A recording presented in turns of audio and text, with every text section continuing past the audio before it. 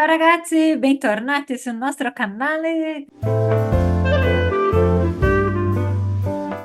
di Italiano Descomplicado. Meu nome é Ana Luísa, sou fundadora da escola e hoje eu quero fazer um esclarecimento sobre uma pergunta que talvez muitos de vocês tenham já se feito ou nunca pararam para refletir sobre o que é o tal do biuno, né? Porque a gente tem aí escutado falar sobre a prova biuno, cittadinanza, mas o que é esse biuno? O que realmente quer dizer biuno? Esse biuno ele é presente também em outras línguas? O biuno do italiano é diferente do biuno do inglês, por exemplo? A gente vai dar uma analisadinha no quadro comum europeu de referência para o estudo das línguas e entender então o que é esse tal do biuno que vai ser exigido para a prova biuno cittadinanza, né? Antes de tudo, vamos entender o que é esse quadro. O quadro comum europeu de referência para as línguas é um quadro que divide o conteúdo das línguas, né, aquilo que você precisa aprender ao estudar um idioma europeu, em níveis, né? Sendo o nível mais básico o A1 e o mais avançado o C2, tá? Em linhas gerais, o A1 é o nível iniciante mesmo e o C2 é o avançado, tá? E aí, como é que se apresenta esse quadro, né? Vamos dar uma olhada para ele, tá? O A1 é o utilizador básico, o A2 também, o B1 é independente e o C1 é o avançado. O que significa tudo isso? Vocês vejam que tem aqui o detalhe. Esse é um quadro simplificado, tudo bem? Porque isso é uma coisa que o professor tem que saber, né? Que cada em detalhes o que o aluno precisa estudar em cada nível, né?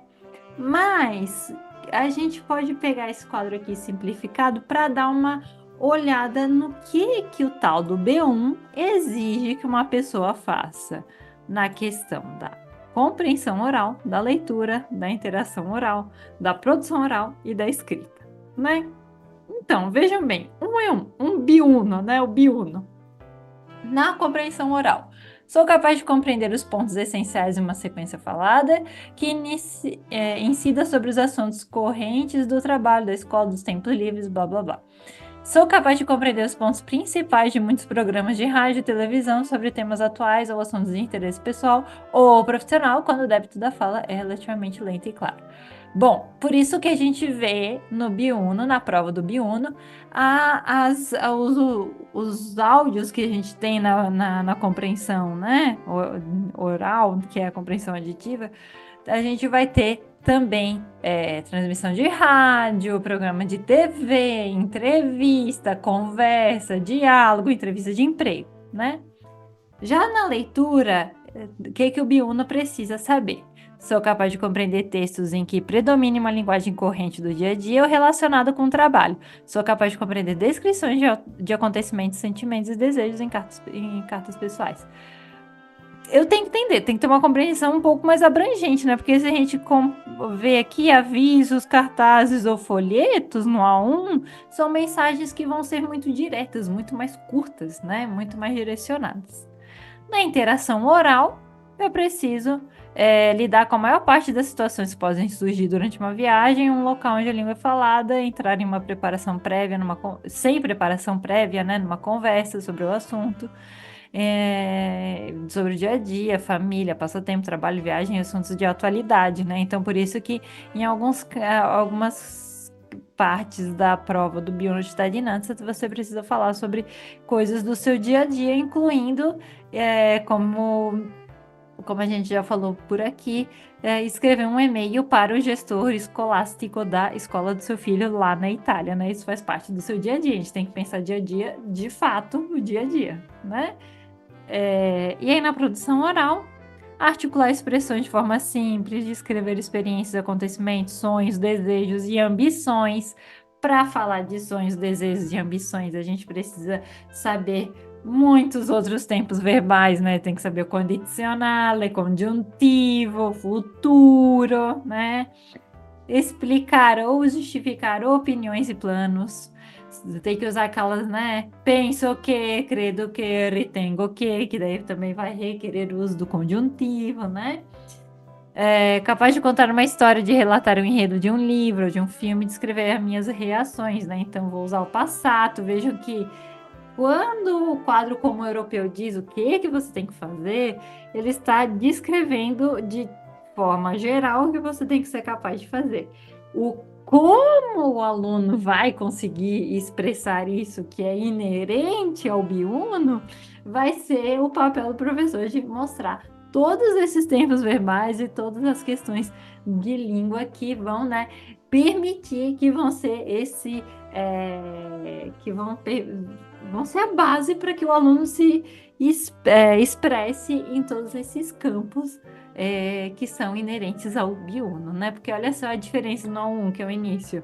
Utilizar expressões e frases simples para descrever o local onde vive pessoas que conheço. É uma coisa muito mais direta, né? Muito mais fácil, muito mais, digamos assim, concreta do que falar sobre sonhos, ambições, né? Então aqui tempos verbais são muito de quantidade de tempo verbal que o aluno tem que saber no A1 para falar disso é muito menor do que o que ele precisa saber no biuno, né? Na escrita, o que o biuno tem que saber, né?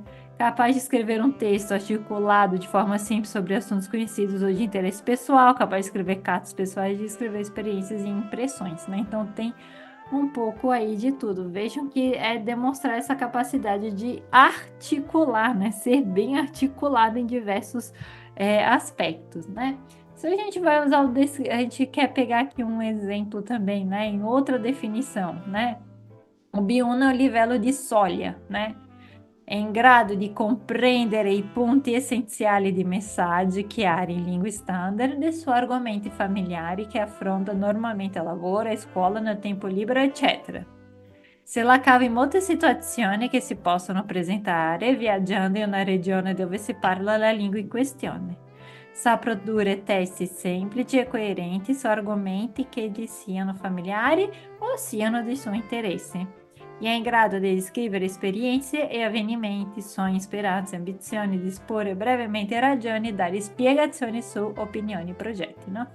Em italiano, mas em outras palavras, mas basicamente o que a gente já viu aqui nesse quadro que eu peguei de exemplo em português é: no B1, o fato é, né, que para chegar no B1 você tem que ser capaz de se expressar, de falar a própria opinião, de conseguir, né, falar sobre seus desejos, sobre suas ambições, dizer sobre os seus sonhos, e tudo isso acontece como? Como que isso acontece? Tendo um conhecimento muito mais aprofundado da língua italiana do que um simples A1, né? No A1 a gente vai falar de coisas aqui, eu quero, né, por exemplo, eu vorrei um bicchiere d'acqua, né? Eu pedi um copo de água no restaurante e tá tudo bem, né? No B1 não, vai englobar essas questões muito mais articuladas realmente da língua, né? E aí, para chegar a isso, o biuno, o quadro comum europeu divide também os tempos, né? Para chegar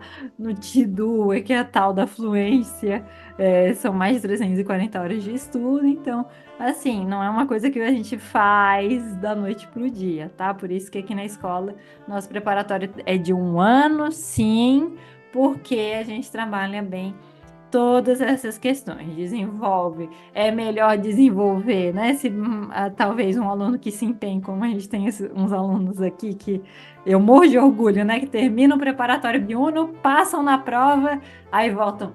Ai, que bom, agora eu vou fazer o curso sem a preocupação com a prova, continuam se aprofundando na cultura, estudando com mais tranquilidade, né? Sem ter aquele estresse da prova, né?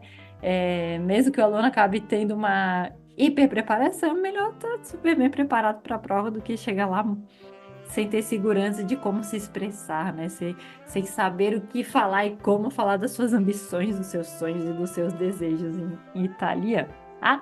Espero que eu tenha esclarecido a vocês o que é o tal do biuno, né?